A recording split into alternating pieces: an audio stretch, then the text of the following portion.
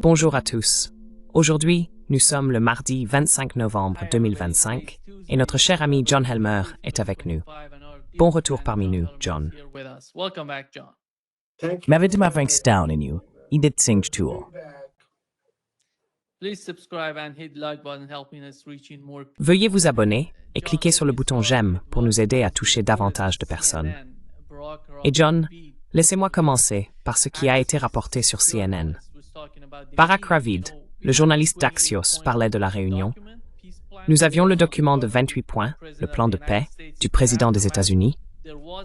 Ensuite, il y a eu une réunion à Genève entre le secrétaire d'État américain, Marco Rubio, les Européens et Zelensky avec la délégation ukrainienne. Voici ce que Barak Ravid est apporté à propos de cette réunion.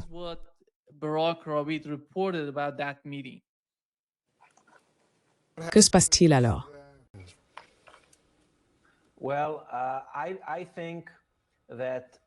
Eh bien, je pense que le président Zelensky a très bien compris à quel point les enjeux sont élevés.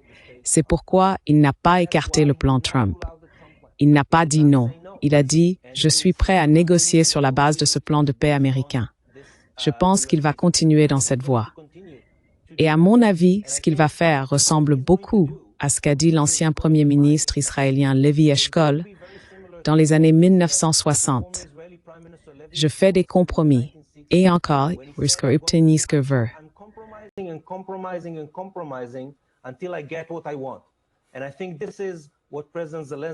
je pense que c'est ce que le président Zelensky essaye de faire en ce moment.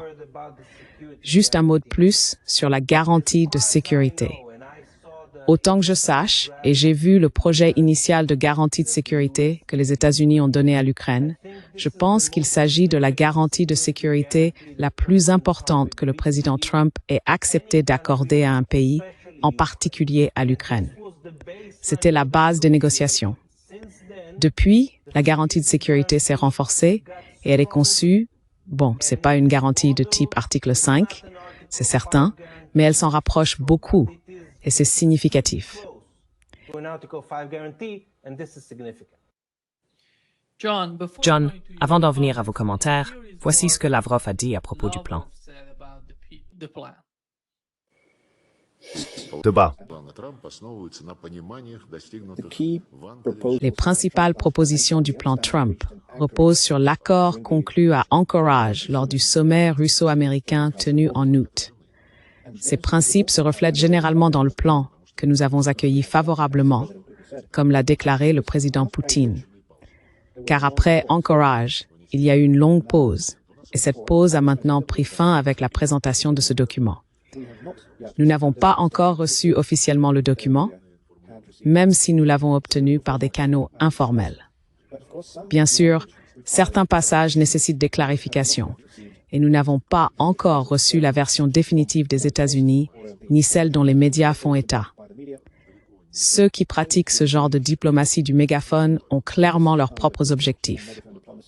Il y a également eu quelques commentaires de Macron et d'autres, et ces déclarations sont inacceptables. De termes selon lesquels il s'agissait d'une capitulation pour l'Ukraine.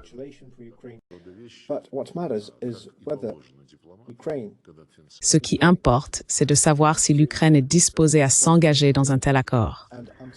Jusqu'à la conclusion de l'accord final, les conditions restent confidentielles.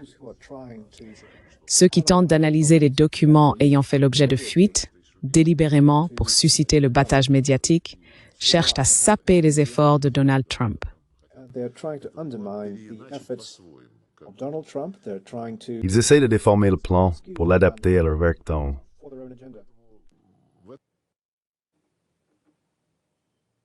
Vas-y, John. Quelle est ton opinion sur ce qui se passe?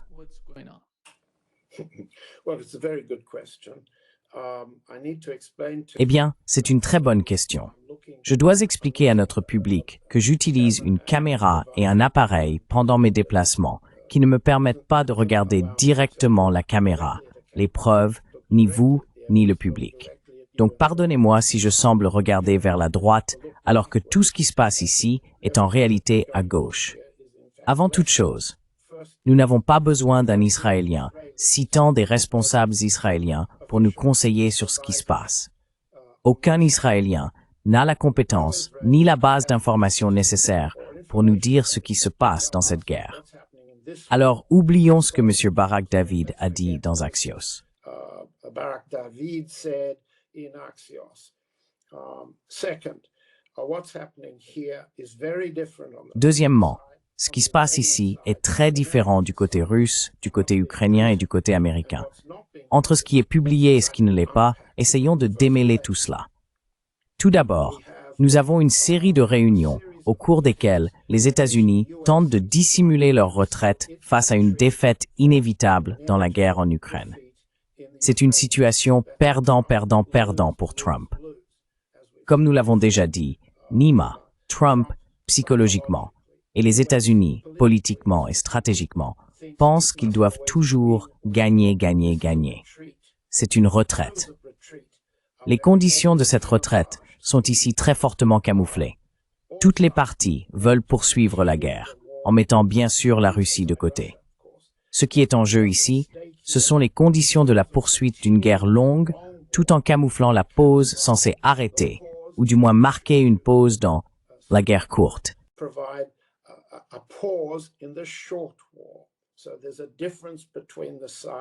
Il existe donc une différence entre les camps concernant les conditions d'une guerre courte. D'un autre côté, ce que nous avons, c'est un accord général entre le gouvernement des États-Unis, l'administration Trump, les alliés de l'OTAN, tous, et les Ukrainiens, qu'il s'agisse de l'état-major général ukrainien ou des responsables politiques à Kiev, sur les conditions de la poursuite de la guerre avec la Russie et sur la manière d'éviter une défaite militaire totale.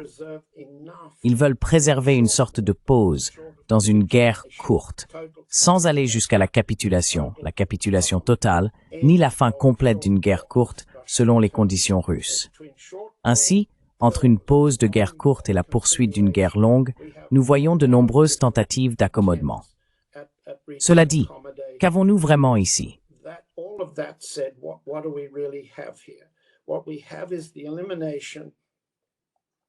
Ce que nous avons, c'est l'élimination du général Kellogg en tant qu'intermédiaire entre une alliance européenne et ukrainienne, ainsi que leur soutien américain dans la transmission de leurs conditions à la Russie. Nous avons des remplacements d'importance, de figures clés. Le secrétaire à l'armée, Driscoll, un ami et camarade de promotion à Yale du vice-président Vance. Le général Randy George, chef d'état-major de l'armée. Le général Donahue, commandant des forces terrestres américaines en Europe et en Asie, ainsi que 2 ou 3 autres généraux. Je consulte simplement mes notes pour voir si je peux retrouver les noms. Ils sont apparus à Genève. On peut voir le général George à l'arrière-plan. Je ne suis pas sûr de reconnaître le général Donahue à la table. Il y a aussi, et c'est important de le noter, Jared Kushner.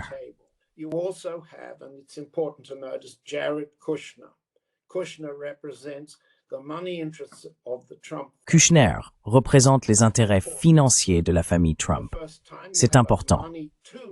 Pour la première fois, 2 hommes d'affaires, Stephen Witkoff et Jared Kushner, représentent les points 13 et 14 du prétendu plan en 28 points élaborés par l'administration Trump. Ce sont les conditions selon lesquelles la Russie renoncerait à l'idée qu'elle avait perdu, s'était fait voler ou confisquer 300 milliards d'euros de réserves souveraines, permettant à 100 milliards d'être investis sous la direction de Kushner et Witkoff, avec un contrôle administratif et directionnel américain dans des investissements supposés en Ukraine. 50% de la rentabilité reviendrait au camp américain, c'est-à-dire à Kushner, Witkoff et à la famille Trump. Il s'agit d'une transformation très importante des réserves souveraines russes en profit personnel pour Trump.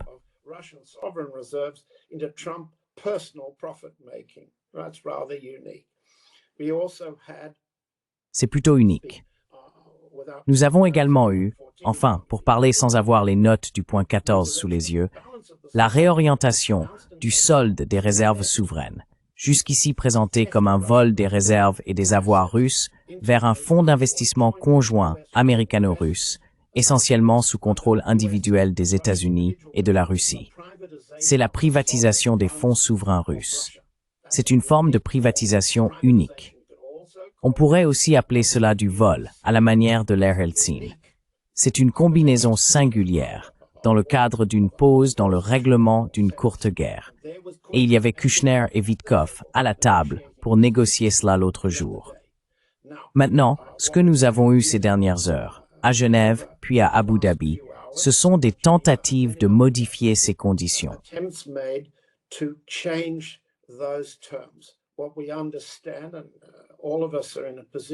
Ce que nous comprenons, et nous sommes tous dans la même situation, c'est que vous pouvez lire la version du New York Times, celle de CBS ou celle de Fox News. Elles proviennent toutes de points de presse donnés par Driscoll lui-même, son porte-parole et d'autres membres de la délégation américaine qui ne mentionnent pas la délégation russe à Abu Dhabi. C'est important, car comme nous allons le voir dans un instant, il semble que la délégation russe à Abu Dhabi ne comprenait aucune personnalité importante du ministère russe des Affaires étrangères, connu du ministre Lavrov. Cela suggère que les interlocuteurs russes rencontrés à Abu Dhabi comprenaient Kirill Dmitriev et peut-être Vladimir Medinsky du Kremlin. Il s'agit d'un changement très significatif dans la manière dont la partie russe semble traiter avec Kushner, Vitkov, Rubio et d'autres.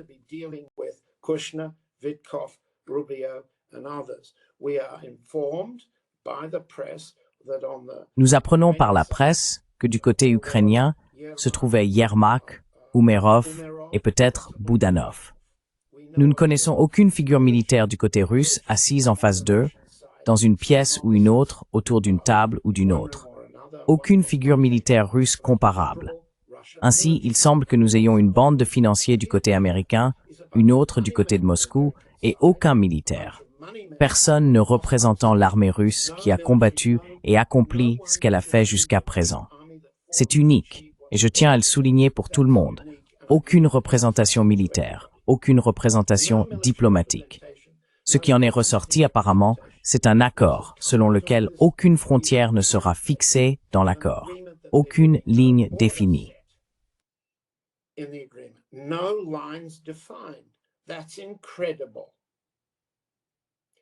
C'est incroyable.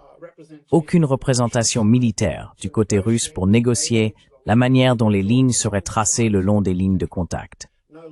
Aucun avocat représentant la partie russe pour exposer les conditions russes. Des conditions qui, depuis le début de l'opération militaire spéciale, définissent ce qui constitue le territoire russe et ce qui a été conquis. Les 4 régions incorporées constitutionnellement et légalement à la Fédération de Russie, plus la Crimée. Personne ne représente encore la partie russe pour négocier cela à Abu Dhabi. Par conséquent, ce qui est discuté à Abu Dhabi est quelque chose de tout à fait différent. On nous a dit, et je consulte mes notes, qu'il n'y a plus de limite pour l'armée ukrainienne.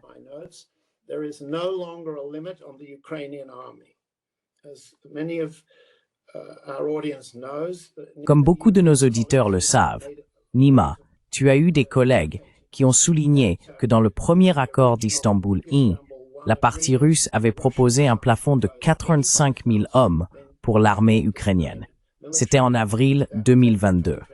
La partie ukrainienne, soutenue par les États-Unis, si je ne me trompe pas, visait un plafond de 250 000 hommes.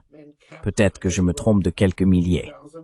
Et soudain, après 3 ans de destruction totale de l'armée ukrainienne, le chiffre est passé de 85 000 ou 220 000 en 2022, au début de l'opération militaire spéciale, à 600 000. Ce week-end à Genève, il a grimpé à 800 000. Désormais, à Abu Dhabi, on nous dit que toutes les limites imposées à l'armée ukrainienne, qui auraient subsisté après l'armistice, la fin, la pause de la courte guerre, seraient levées.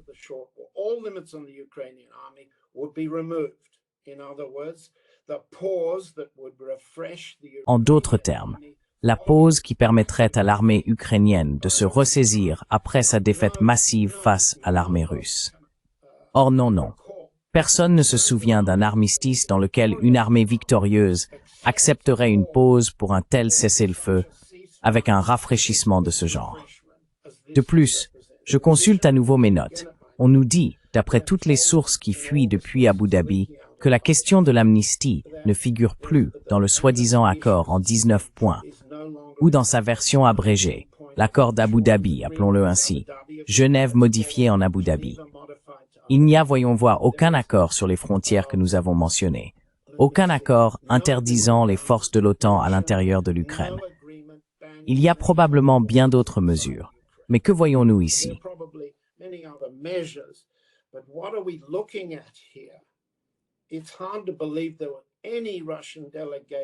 Il est difficile de croire qu'une délégation russe quelconque, même M. Dmitriev, et certainement pas M. Medinsky, accepterait l'abandon fondamental des exigences principales de l'opération militaire spéciale.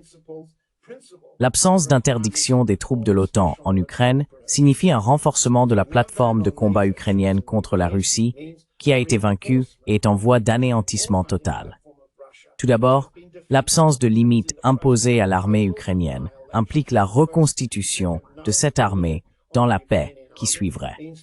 D'un point de vue militaire, il n'a aucun sens de marquer une pause à ce stade, menant, comme le prévoit la partie russe, à la poursuite d'une longue guerre, alors que la partie russe cherche depuis plusieurs années une solution pour empêcher cette guerre prolongée de se poursuivre.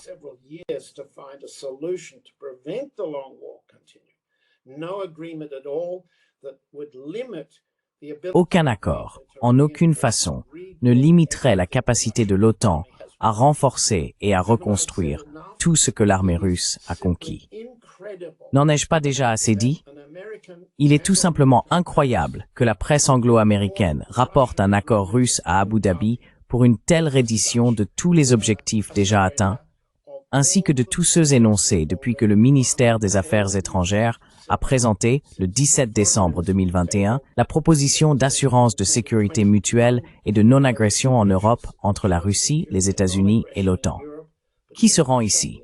Pourquoi ne pas laisser cela sous forme de question? C'est une question rhétorique.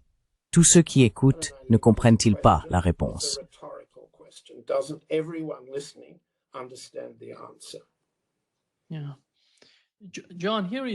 Oui. John, voici ce qui a été rapporté dans le Global Times.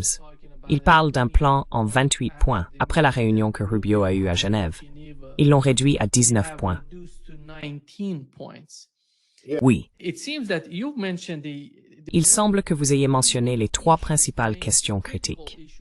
La limitation de la taille de l'armée, les concessions territoriales et l'adhésion à l'OTAN. Elles ont toutes été retirées des 28 points, si je ne me trompe pas. C'est bien cela? Correct. Alors, qu'est-ce qu'il reste? Vous savez, c'est incroyable. Je ne comprends pas comment ils peuvent croire que la Russie accepterait d'une manière ou d'une autre de conclure un accord avec l'Occident ou avec l'administration Trump dans une telle situation, avec les conditions qu'ils imposent. Well, if you go back to the picture, Nima, I can point out. Sur la photo, Nima, je peux te signaler que sur la photo, tout au fond, du côté gauche, du côté américain de la table, on peut voir un homme en uniforme militaire. C'est le général George, le chef d'état-major de l'armée américaine. À sa gauche, je crois qu'on peut voir le général Donohue. La figure militaire identifiée comme Donohue n'est peut-être pas lui, mais il porte un uniforme de couleur bleue, pas un uniforme régulier de l'armée américaine. À côté de lui se trouve Rubio. De l'autre côté de la table, nous avons les Ukrainiens, dirigés par Andrei Yermak. Les noms n'ont pas d'importance.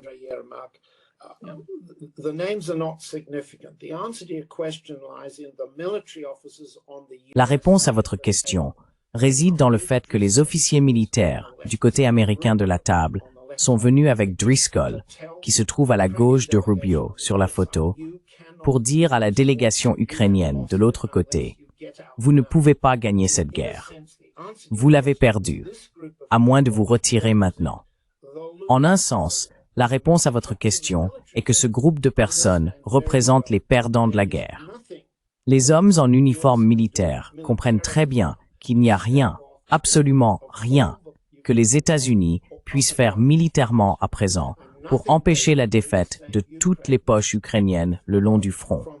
Et rien qu'ils puissent faire pour sauver l'Ukraine des attaques aériennes qui lentement, mais sûrement, éliminent les sources d'énergie et la capacité à fournir chaleur et lumière dans l'ouest du pays pendant l'hiver.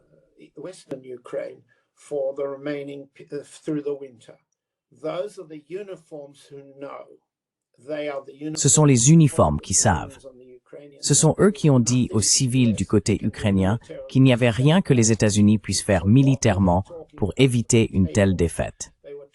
Alors, de quoi parlait-il à la table? Il parlait des conditions d'une pause qui empêcherait une défaite totale. Il disait au régime de Zelensky, soit vous signez des conditions que nous tenterons d'imposer aux Russes, soit vous mourrez. C'est ce que représente cette réunion.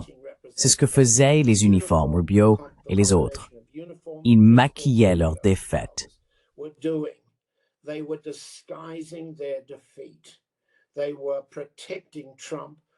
Ils protégeaient Trump pour qu'il n'ait pas à accepter une défaite dans cette guerre.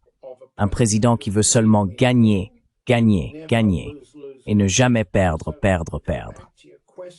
Donc pour revenir à votre question, cela devient une question de savoir ce que la Russie, le camp russe, propose de faire ensuite. Et c'est un peu plus compliqué.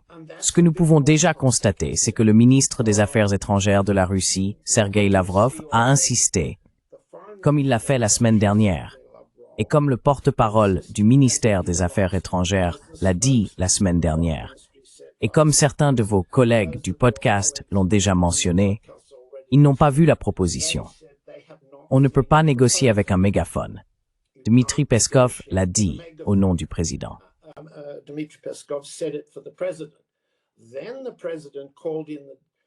Puis le président a convoqué la réunion du Conseil de sécurité vendredi soir dernier, le Politburo collectif, pourrait-on dire, ou l'organe de décision du côté russe. Et le président Poutine est cité dans le communiqué du Kremlin disant « Nous savons quelles étaient les propositions. Elles ont été communiquées par les canaux officiels. » Le président Poutine semble avoir contredit le ministère des Affaires étrangères sur ce point. Nous savons ce qu'elles étaient. Cependant, comme l'a dit le ministre des Affaires étrangères Lavrov dans l'extrait que vous venez de mentionner, il semble contredire les accords que nous pensions avoir conclus avec Trump à Anchorage. Maintenant, lorsque le sommet d'Anchorage a eu lieu, nous avons examiné en détail une réunion qui était censée durer 4 heures et demie, avec une conférence de presse de 45 minutes.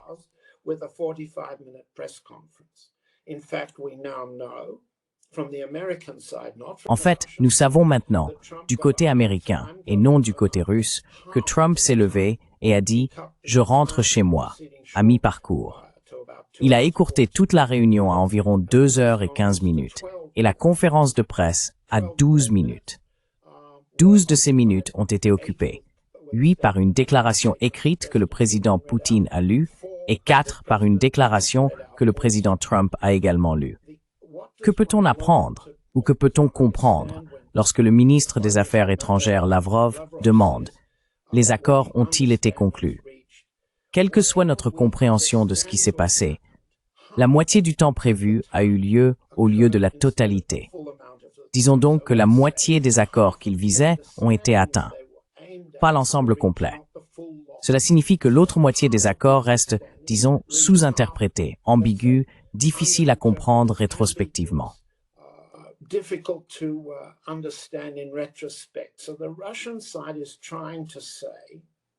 Ainsi, la partie russe essaie de dire que bien que nous ne sachions pas encore officiellement ce que propose la partie américaine, en particulier le soi-disant plan en 28 points, notamment les points 13 et 14 que j'ai déjà mentionnés et qui concernent l'investissement de fonds, la partie russe affirme « Nous ne pouvons pas négocier officiellement sur la base de revendications et de documents non officiels qui n'ont pas été présentés comme un ensemble complet de propositions américaines approuvées par les Ukrainiens. » Bien qu'ils ne puissent pas le faire, il existe une faction.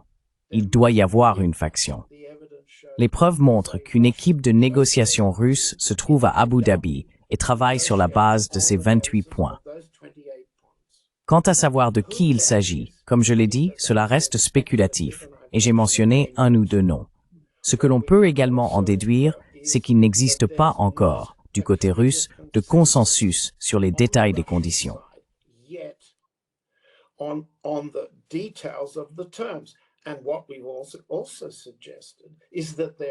Et ce que nous avons également suggéré, c'est qu'il ne peut pas encore y avoir de consensus russe, car les conditions que la partie américaine laisse filtrer contredisent ce consensus tel qu'énoncé par le président Poutine.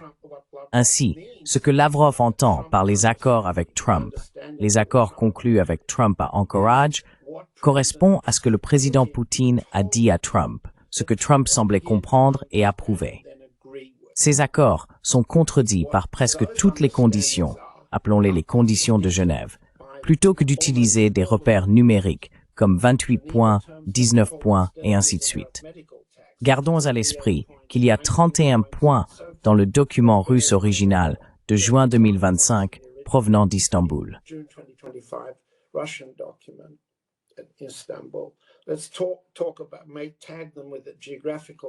Parlons-en, peut-être en les identifiant par des noms géographiques. Ce que nous pouvons dire, et j'espère que cela répond à votre question, c'est qu'il existe une division du travail, et on pourrait dire une division des points de vue, et donc un dissensus, non un consensus, du côté russe quant à ce que font les Américains pour organiser un accord entre alliés. Et s'ils sont allés jusqu'à ce qu'on nous a maintenant dit s'être produit à Abu Dhabi, il faut se demander, qui étaient les Russes présents là-bas, et leur présence suggère-t-elle qu'ils ont accepté cette extension? Et cette extension, compte tenu de tout ce que nous venons de dire, constitue-t-elle une contradiction fondamentale des conditions russes, des objectifs de l'opération militaire spéciale et une contradiction fondamentale de ce qui s'est passé sur le terrain?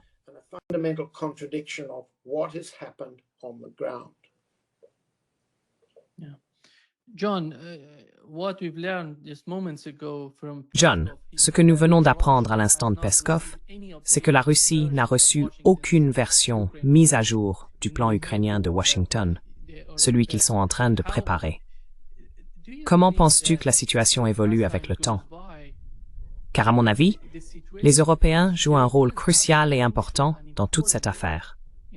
Et nous avons appris de sources russes, du service russe de renseignement extérieur, que la Grande-Bretagne a élaboré un plan au cas où elle voudrait saper la position de maintien de la paix de Trump pour son propre bénéfice. Que se passe-t-il dans l'esprit des Européens en ce moment et quel est le point essentiel qu'ils cherchent à défendre?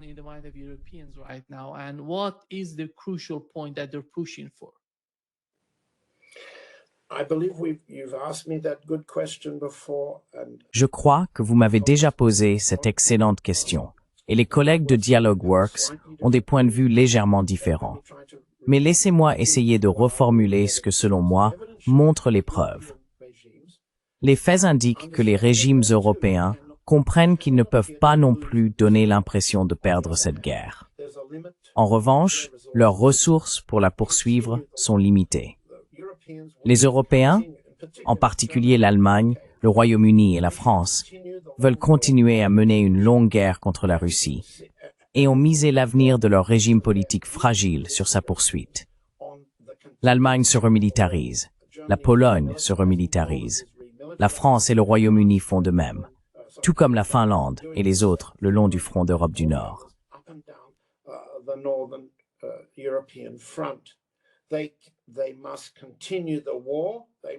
Ils doivent poursuivre la guerre.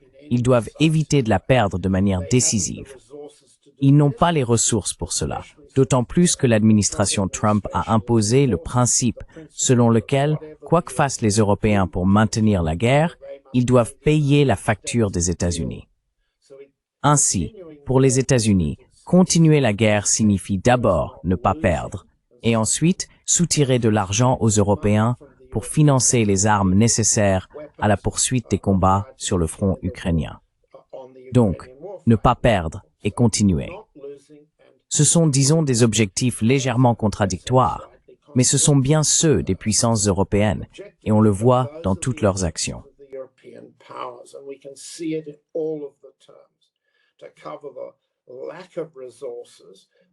Pour compenser le manque de ressources, les points 13 et 14 du soi-disant plan reflètent l'insistance européenne selon laquelle les 300 milliards de dollars de réserves souveraines volées à la Banque centrale de Russie au début de la guerre seront utilisés pour couvrir les coûts liés à l'effort de guerre, aux réparations, et ainsi de suite. Les Ukrainiens ont même un terme pour désigner ce qu'ils comptent faire après avoir saisi ces réserves souveraines. Et cela comble en partie le déficit permettant à l'Europe et aux États-Unis de poursuivre la guerre. Voilà ce qui se passe. Que peut-on dire de plus? Dans quelle mesure les électeurs européens, en particulier en Allemagne, toléreront-ils cette forme de poursuite d'une guerre courte devenue longue, au prix des contribuables européens, au prix de l'inflation de l'électricité, au prix de tout l'État-providence sacrifié au profit d'objectifs militaires?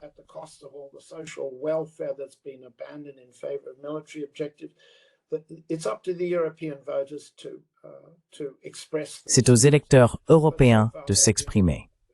Mais jusqu'à présent, ils ont été réprimés. Ils ne l'ont pas fait. Et tant qu'ils ne le feront pas, cette combinaison d'objectifs contradictoires avec la remilitarisation se poursuivra. Maintenant, l'argent parle aussi fort, sinon plus fort, que les votes.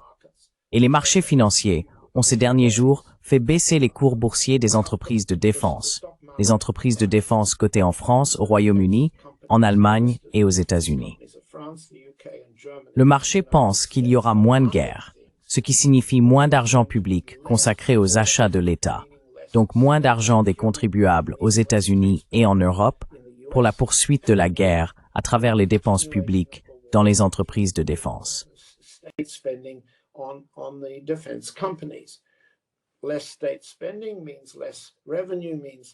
Moins de dépenses publiques signifie moins de recettes, moins de bénéfices, des cours boursiers et des plus-values en baisse, et moins de primes pour tout le monde. Les marchés financiers indiquent qu'ils ne croient pas que les conditions d'une paix permettraient une forme de prospérité durable fondée sur la guerre. Ainsi, les marchés financiers s'expriment actuellement plus fort que les électeurs européens, mais la nature contradictoire de la prise de décision européenne demeure. Ce n'est pas une coalition de cerveaux morts. Ce n'est pas une coalition d'erreurs stupides. C'est un calcul habile de la part d'individus politiquement faibles, combiné au fantasme américain selon lequel perdre peut être déguisé en gagner.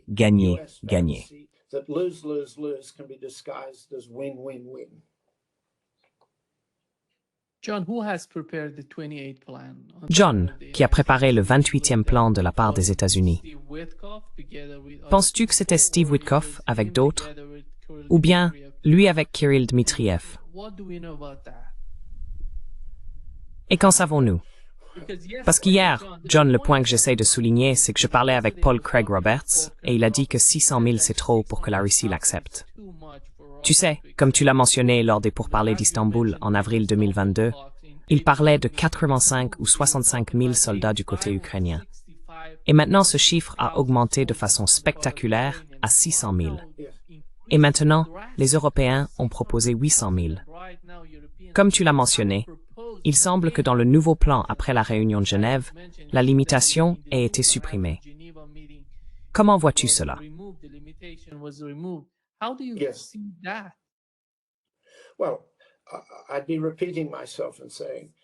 Eh bien, je me répéterai en disant que je suis d'accord avec mon collègue Paul Craig Roberts. Le chiffre représente celui de la victime, celui du vaincu. Et Paul Craig Roberts n'est pas le seul parmi nos collègues de DialogueWorks à avoir clairement indiqué que ce type de limite numérique est censé constituer une force de sécurité intérieure, une force de police destinée à assurer la sécurité interne, et non une capacité de guerre. Toutes les révisions de ces chiffres traduisent la poursuite de la guerre contre la Russie sur le champ de bataille ukrainien.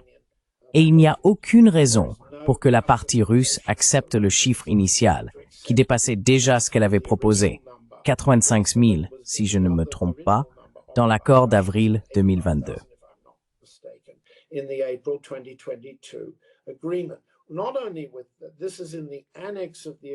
Ceci figure dans l'annexe de l'accord, comme notre public peut le constater à partir de l'exemplaire du projet publié par le New York Times.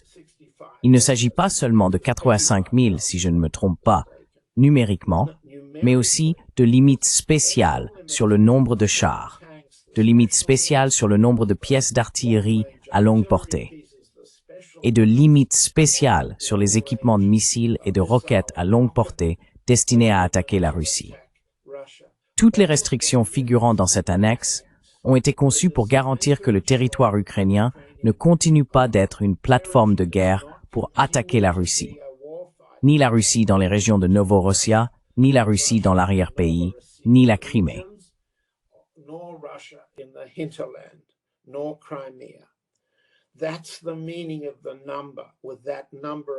C'est cela, le sens du chiffre. Avec ce nombre d'hommes viennent toutes les autres limites. Toute suggestion selon laquelle un accord de fin de guerre n'aurait absolument aucune limite et n'impliquerait aucun retrait des forces de l'OTAN, des états-majors, des planificateurs, des équipes de missiles partageant le renseignement, et ainsi de suite. Tout abandon de ces limites signifie la poursuite de la guerre. Par conséquent, ce n'est pas du tout un accord de paix. C'est essentiellement un cessez-le-feu sur place, permettant le renforcement. Et cela a été explicitement rejeté à maintes reprises par le président Poutine et par tous les représentants du côté russe, y compris le Politburo et le Conseil de sécurité.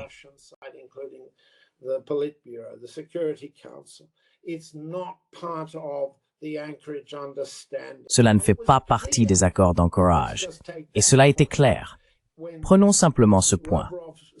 Lorsque Lavrov parle de la préservation des accords d'Anchorage, qui, soit dit en passant, selon deux vice-ministres des Affaires étrangères, Galouzin et Ryabkov, avaient été épuisés, ils l'ont dit il y a plus de 2 semaines, ce qui signifie qu'ils devaient être corrigés. Corriger signifie une révision de la manière publique d'en parler. Revenons donc à ce que signifie cet accord, car les chiffres que tu as mentionnés, Nima, symbolisent bien la compréhension de ce qui resterait après l'accord de paix, et non un cessez-le-feu en vigueur.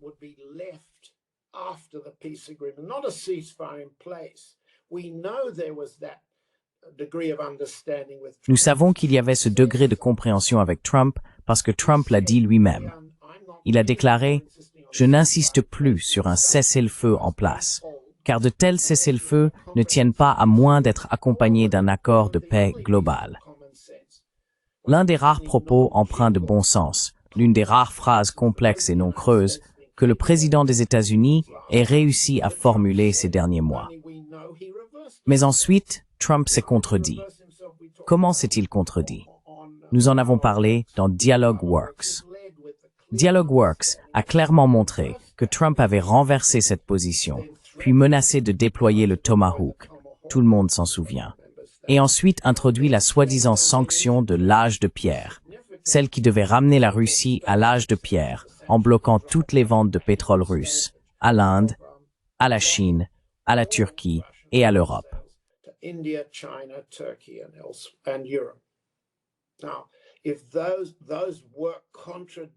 Alors, si ces éléments contredisaient les accords que Lavrov affirmait avoir été conclus à Anchorage, lorsque Peskov renforce ce point, ils disent la même chose. Alors, où en sommes-nous? N'est-ce pas là le fond de votre question? Où en sommes-nous maintenant après la réunion de Dubaï? Réponse. La Russie n'a pas obtenu ce que la réunion de Dubaï avait produit. Nous ne le savons pas encore, mais nous soupçonnons fortement que s'il y avait une délégation russe à Abu Dhabi lundi, elle comprenait au moins Kirill Dmitriev et probablement Vladimir Medinsky. Mais nous n'avons aucun moyen de confirmer si cela est vrai ou faux. Nous pourrions être en train de révéler une information, mais il n'y a aujourd'hui aucune confirmation dans la presse russe. Et même s'il y en avait une, la position du ministère des Affaires étrangères est que le Conseil de sécurité n'a pas approuvé de tels termes.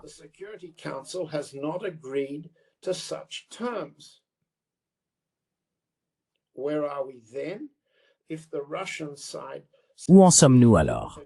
Si la partie russe dit « Nous n'avons pas accepté de telles conditions parce qu'elles contredisent les accords d'Anchorage » et qu'elle le fait, que dit la partie russe? La partie russe dit « Ne nous blâmez pas pour la poursuite de la guerre, car ces conditions ont été inventées comme écran de fumée pour camoufler la continuation de la guerre. Ce que veulent les Européens, ce que Zelensky veut pour sa propre survie, et ce que la plupart des Américains veulent, soit pour des profits privés, familiaux et personnels. C'est pourquoi Kushner et Vitkov étaient à la table, soit pour la poursuite de la guerre, sans les pertes qui ont amené le général George à la table, le général Donoghue à la table et le secrétaire à l'armée Driscoll à la table.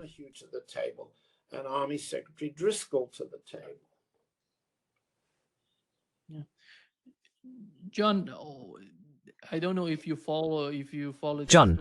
je ne sais pas si tu as suivi cette histoire de corruption en Ukraine.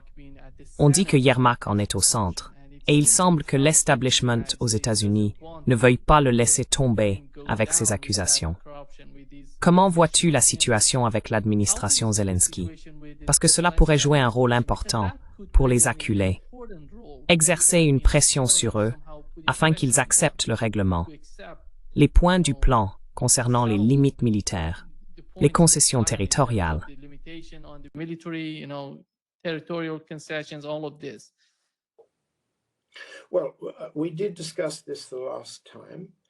Eh bien, nous en avons parlé la dernière fois, et je dois répéter ma mise en garde.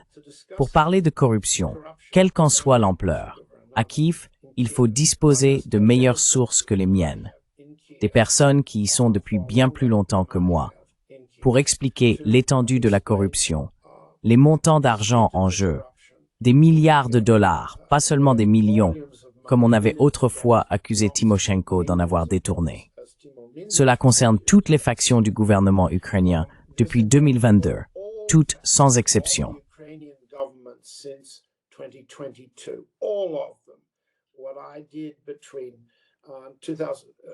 Entre 2014 et environ 2018, j'ai documenté la corruption de plusieurs milliards de dollars qui a suivi l'afflux d'argent du FMI, de la Banque mondiale, de l'Europe, du Canada et des États-Unis en Ukraine, via la Banque nationale d'Ukraine.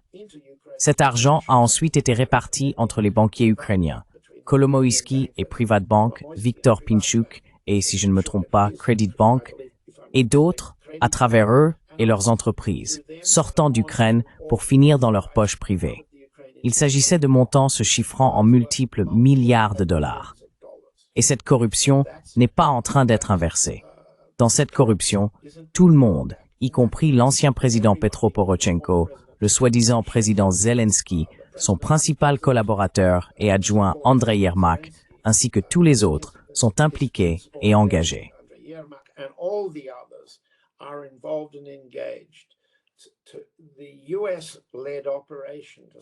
L'opération dirigée par les États-Unis visant à amener Zelensky à accepter un accord, à le pousser sans le destituer, a impliqué des millions de dollars de corruption dans le secteur énergétique ukrainien, par l'intermédiaire d'un individu nommé Timur Mindik, dont nous avons déjà parlé.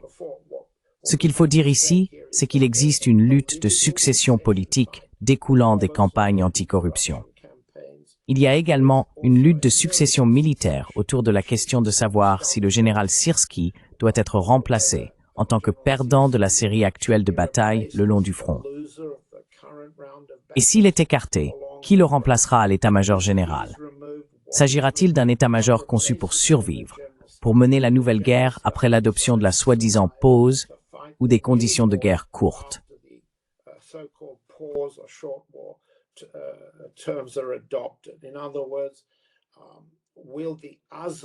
En d'autres termes, les azovistes, les banderistes, les Beletsky, et il existe bien d'autres noms associés aux formations néo-nazies en Ukraine, prendront-ils le contrôle de l'état-major général?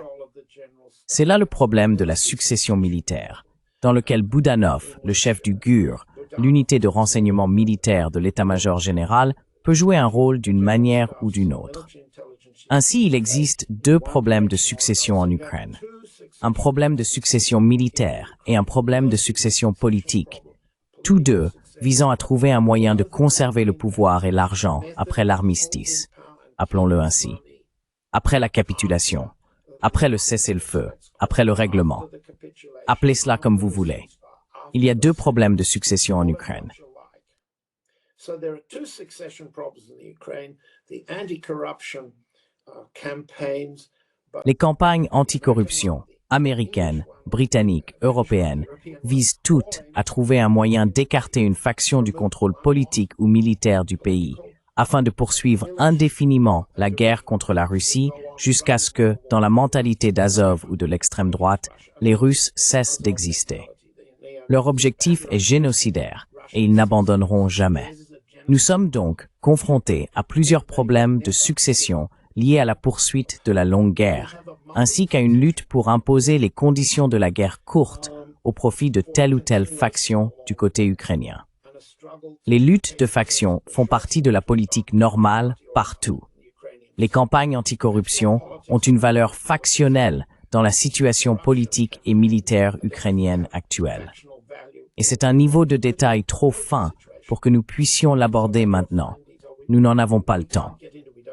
Le point général, pour le répéter, est qu'il s'agit d'une lutte pour le pouvoir afin de poursuivre la longue guerre contre la Russie.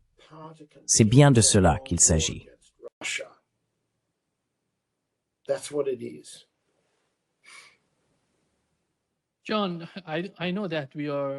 John, je sais que nous sommes quelque peu pessimistes quant à ce qui se passe avec le plan.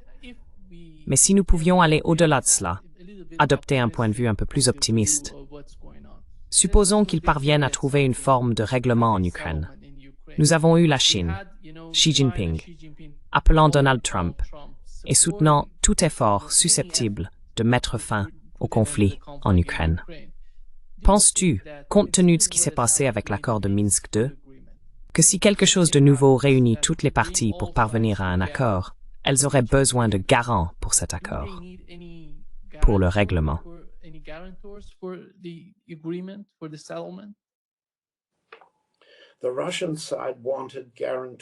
Le camp russe voulait des garants à Istanbul. Si je ne me trompe pas, il y a eu une dispute à ce sujet. La Chine aurait été l'un des garants proposés par la Russie, mais elle a été rejetée par l'autre camp. Je crois que la France et le Royaume-Uni ont été proposés comme garants, avec les États-Unis, par la partie ukrainienne. Ensuite, il y a eu une autre dispute, si je me souviens bien du projet de traité d'avril 2022, concernant la Biélorussie, proposée comme garante par la Russie, ce qui n'a pas été accepté par les parties ukrainiennes, américaines ou britanniques. La Turquie a été proposée par le camp de l'OTAN, disons, mais cela n'a pas été accepté par la partie russe.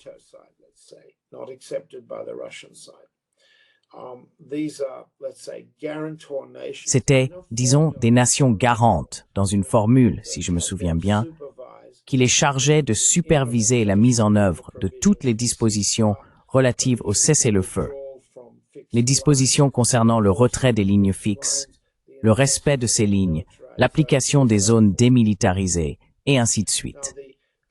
Maintenant, si je comprends bien, il faudrait que je consulte mes documents, mais c'est très important que notre public le comprenne. Il faut examiner les documents, les petites lignes ici, pour vraiment obtenir la réponse à votre question.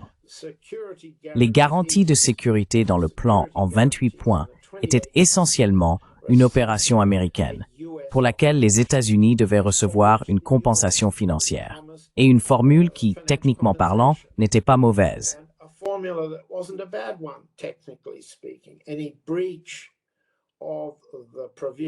Toute violation des dispositions de l'accord déclencherait, en vertu de la garantie de sécurité, 2 choses.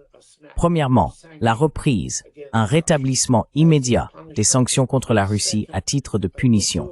Deuxièmement, cela supprimerait la structure de comité chargé de décider si une action constituait ou non une violation.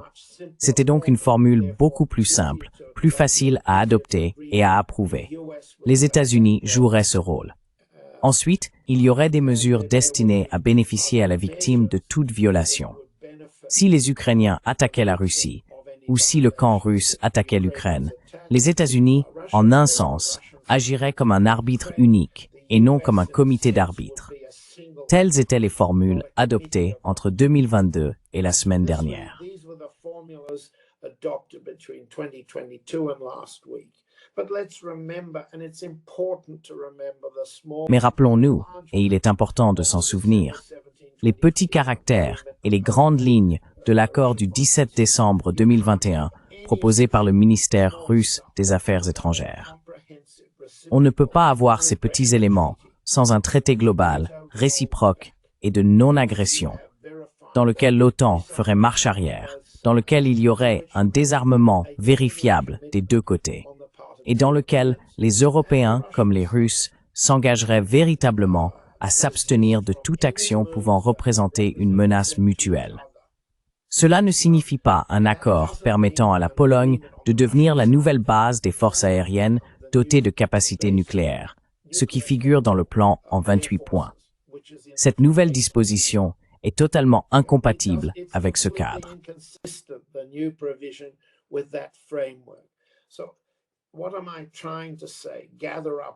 Alors, qu'est-ce que j'essaie de dire? Rassemblez tous les petits détails, lisez toutes les petites lignes et vous verrez qu'il existe différentes formules de garantie de sécurité. Ce que signifient les garanties de sécurité, c'est la confiance mutuelle dans la fin de la menace en Europe, n'est-ce pas? Le côté russe a proposé aux États-Unis un traité, rejeté sommairement par l'administration Biden, et nous étions déjà sur la pente inévitable. La route vers la guerre, qui a éclaté en février 2022. Sans un accord global sur les garanties de sécurité, établi dans le style des traités 2021, avec ses comités de garants de la sécurité, ou une formule faisant des États-Unis un garant avec des clauses de réversibilité, des dispositions de sanctions, des mesures en cas de violation. Rien de tout cela ne permet d'atteindre une sécurité globale.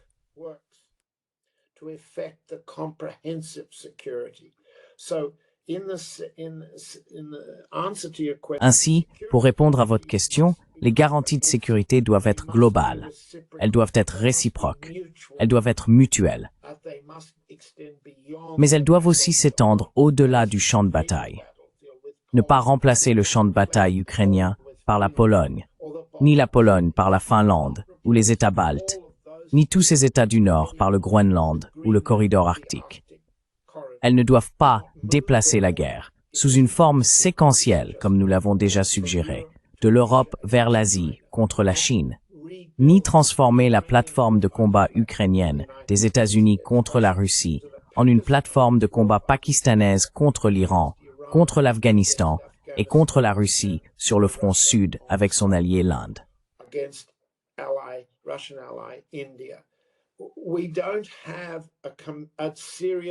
Nous n'avons pas d'engagement sérieux de la part des États-Unis en faveur d'un niveau de sécurité mutuelle et globale tel que la Russie l'avait proposé en 2021. Tout cela, tous ces détails, ne sont qu'un écran de fumée et un camouflage. Pourquoi? Parce que la partie russe a prouvé qu'elle pouvait vaincre n'importe quelle arme, qu'elle soit offensive ou défensive, que le général George, le général Donoghue, l'US Air Force et les alliés de l'OTAN ont déployé en Ukraine. La partie russe les a vaincus, les vaincra, peut continuer à les vaincre et peut aller jusqu'à détruire l'autre camp, le camp adverse, le camp occidental, sur le champ de bataille ukrainien. Toutes ces mesures ne visent pas à offrir des garanties de sécurité, mais à fournir la base pour poursuivre la guerre. Ce sont donc de fausses garanties de sécurité.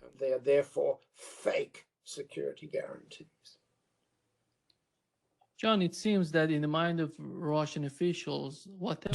il semble que, dans l'esprit des responsables russes, quoi qu'il arrive en Ukraine, ils vont devoir faire face, tu sais, à la menace de l'OTAN pendant longtemps.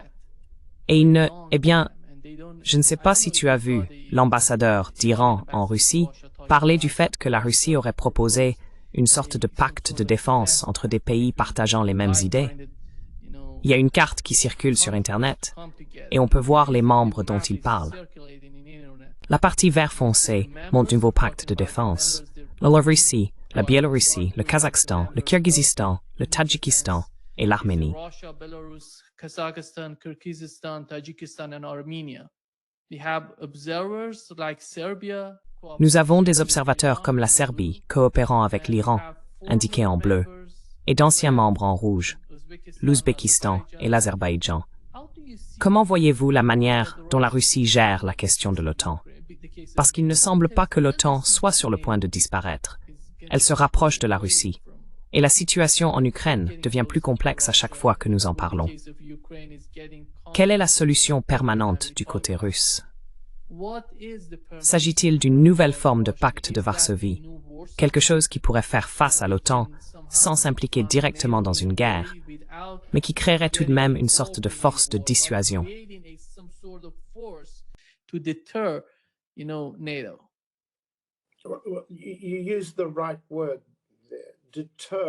Vous avez utilisé le bon mot ici, dissuader l'OTAN. La carte est mal colorée.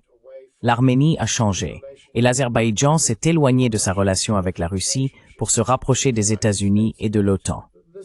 C'est évident, et nous avons déjà discuté du cas de l'Azerbaïdjan par le passé et dans des émissions précédentes de celui de l'Arménie. Nous n'avons tout simplement pas le temps de parcourir toute cette géographie. C'est une carte de vœux pieux, une carte très optimiste. La carte actuelle de l'Organisation de coopération de Shanghai, la carte actuelle formée par les accords de défense stratégique que la Russie entretient avec l'Iran, avec la RPDC, la République populaire démocratique de Corée, avec la Chine, avec l'Inde, avec le Venezuela.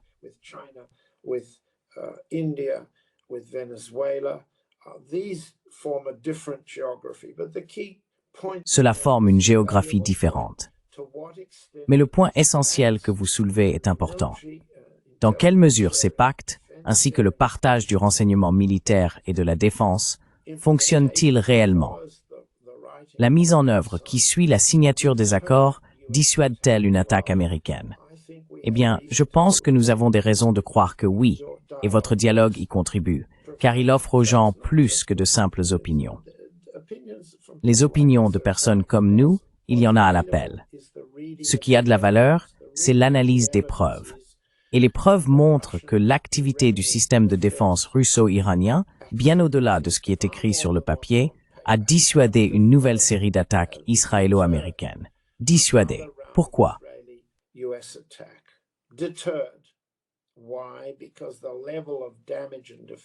Parce que le niveau de dégâts et de défaites qui pourrait être infligé à l'agresseur, en l'occurrence le camp israélo-américain, s'il tentait à nouveau, serait bien plus coûteux que ce qu'il a déjà subi. Ils ne poursuivent pas. Cela ne signifie pas qu'ils arrêtent leur guerre. Cela veut dire qu'ils se tournent vers le Pakistan pour attaquer l'Iran depuis l'Est, dans la géographie iranienne, et ainsi de suite. Je crois, et nous l'avons déjà dit, que la relation du Venezuela avec la Russie a produit un certain degré de dissuasion, non seulement grâce à l'aide russe, qui est secrète, mais aussi grâce à la mobilisation du peuple vénézuélien.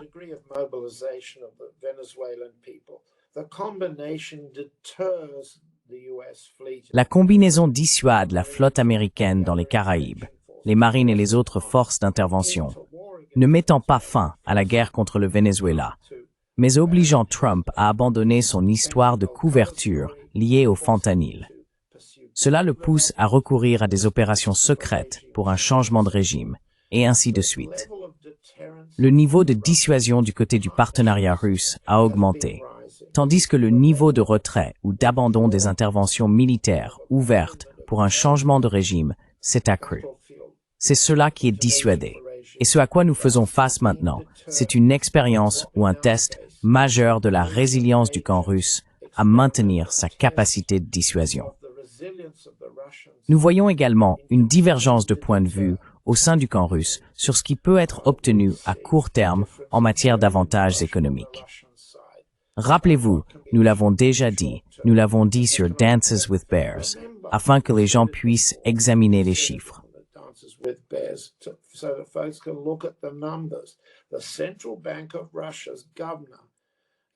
La gouverneure de la Banque centrale de Russie, Elvira Nabiullina, protégée par le président lui-même, prévoit une croissance nulle cette année, une croissance du PIB égale à 0 et 2 années de récession en 2026 et 2027.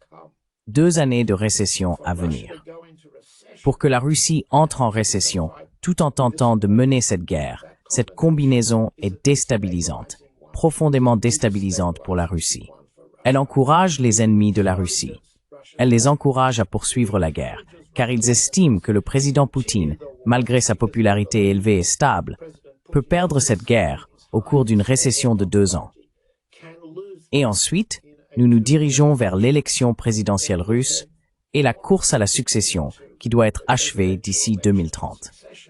Ainsi, 2 années de récession représentent l'opportunité que la récession programmée par la Banque centrale offre aux alliés occidentaux pour poursuivre la guerre en vue de la démolition de la Russie.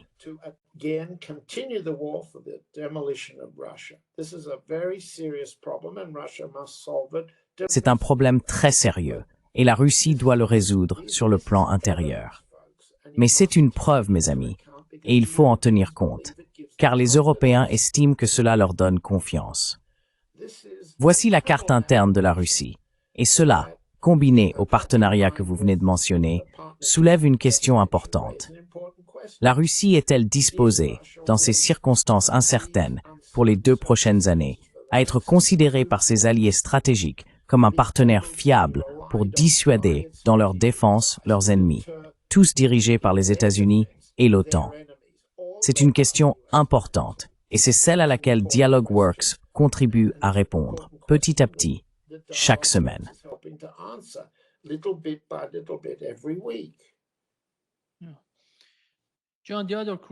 Oui, John, l'autre question cruciale concerne les avoirs russes détenus par les Européens. Ils parlent d'utiliser ces avoirs si le conflit en Ukraine se poursuit. Et en cas de règlement, quel qu'il soit, ils évoquent l'idée de les employer pour la reconstruction de l'Ukraine. Mais y a-t-il déjà eu un précédent historique de ce genre? Le Royaume-Uni a-t-il payé pour la reconstruction de l'Allemagne? Israël va-t-il payer la Palestine pour la reconstruction de Gaza? Ils introduisent ici quelque chose de nouveau. C'est une guerre en Ukraine, une guerre par procuration entre l'Occident et la Russie. Alors, comment pourrait-on s'attendre à ce que la Russie paye pour la reconstruction de l'Ukraine?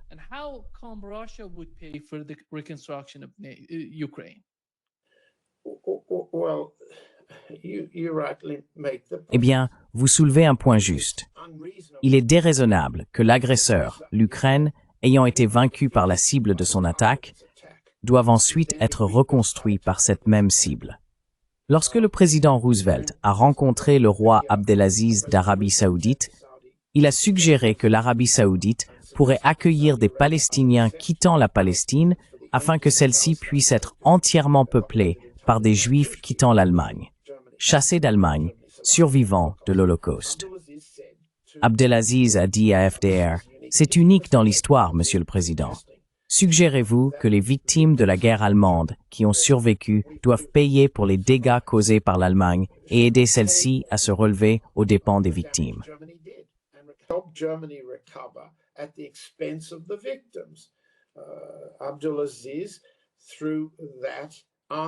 Abdulaziz, par cette réponse, celle que vous venez de mentionner, l'a dite en face à FDR, à une époque où l'Arabie saoudite était bien plus faible qu'aujourd'hui. Eh bien, nous savons quelle a été la politique poursuivie par les États-Unis. Et finalement, la politique de Trump correspond exactement à ce que FDR avait proposé. Le vidage de la Palestine, de toute sa population arabe, et la refonte de l'État en un État entièrement juif, s'étendant à la Syrie, au Liban, et ainsi de suite. Les victimes doivent-elles payer pour la victoire? Le vainqueur doit-il payer pour les dommages qu'il avait l'intention de leur infliger?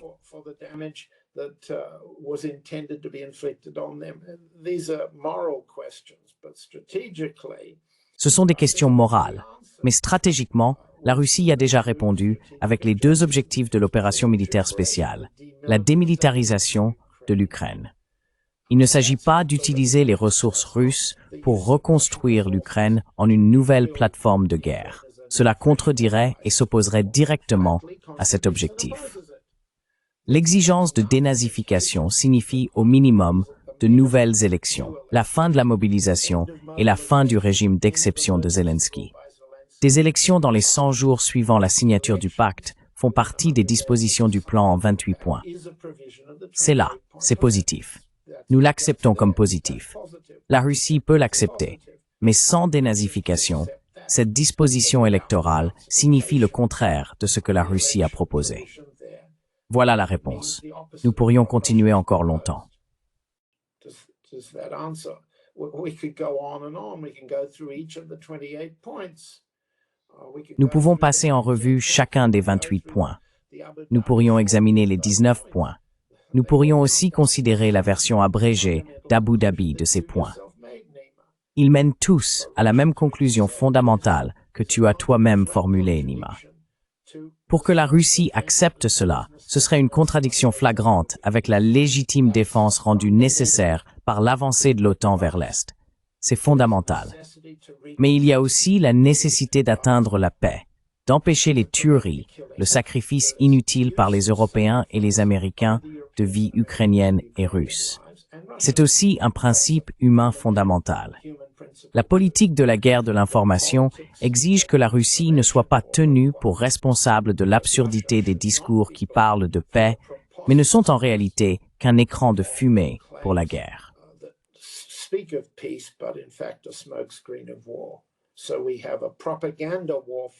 Nous avons donc une dimension de guerre de propagande dans cette affaire. Et nous essayons d'y faire face en donnant à notre public suffisamment de faits, suffisamment de détails pour que vous, chez vous, puissiez décider par vous-même si vous êtes d'accord avec moi, avec Nima ou avec nos autres collègues sur le fait que ce qui est proposé n'est qu'un écran de fumée destiné à dissimuler la retraite et la défaite des États-Unis et de leurs alliés, et à leur permettre de poursuivre cette guerre, de la prolonger en une guerre contre la Chine, de trouver de nouvelles façons d'attaquer l'Iran depuis l'Est, depuis le Pakistan, de nouvelles façons d'attaquer et d'affaiblir l'Inde, et ainsi de suite, jusqu'aux côtes du Venezuela.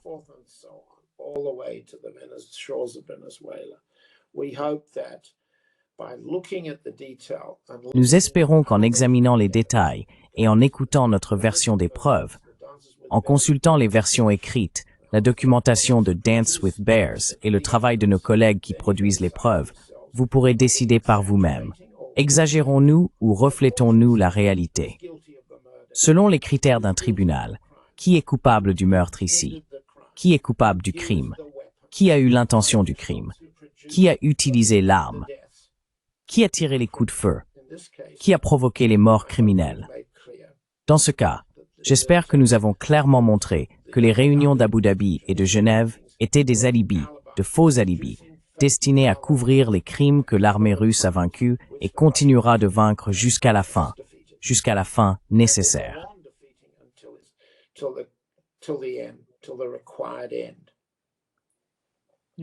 Oui, merci John. C'est toujours un grand plaisir de parler avec toi. Merci beaucoup de m'avoir invité, Nima.